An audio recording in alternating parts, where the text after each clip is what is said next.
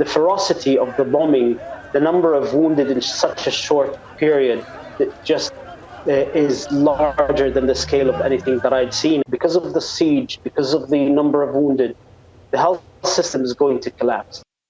That is Dr. Ghassan Abu-Sittah, a British-Palestinian surgeon who I spoke to from Gaza in mid-October. He arrived there October 9th to help in Gaza's hospitals, and he worked non-stop. He is back in London now and wants the world to know what he witnessed. Crystal Goomansingh spoke with him, and a warning: the images are distressing. A shanty town for internally displaced people is how Dr. Ghassan Abu-Sittah describes what used to be Gaza's main hospital. It was one of several facilities where Dr. Abu-Sittah spent weeks trying to help injured Palestinians.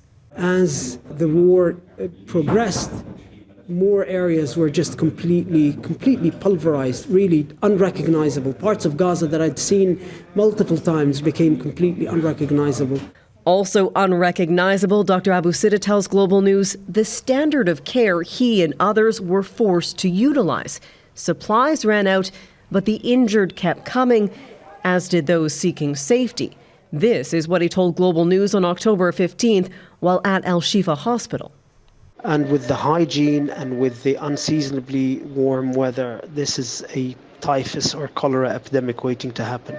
He recalls wounds infected with fly larvae and worms, and how out of desperation he turned to a shocking quick fix.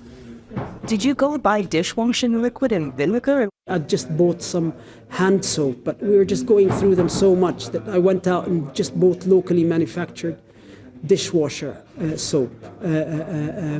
And as we started seeing more and more infected wounds, I started buying bottles of vinegar to clean and disinfect infected wounds, because we just didn't have what we needed anymore.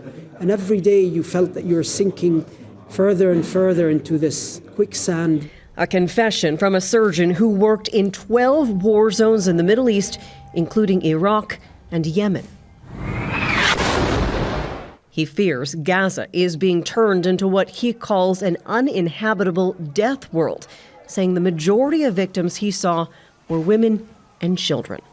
If we end up from this war living in a world where it's okay to do this, then that world will become a dangerous place.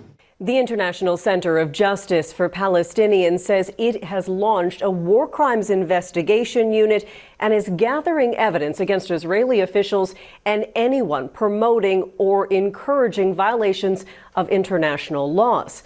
The organization says Dr. Abu-Sittah will be meeting with British law officials to share what he's witnessed. Donna? All right, Crystal Goomansingh in London, thanks.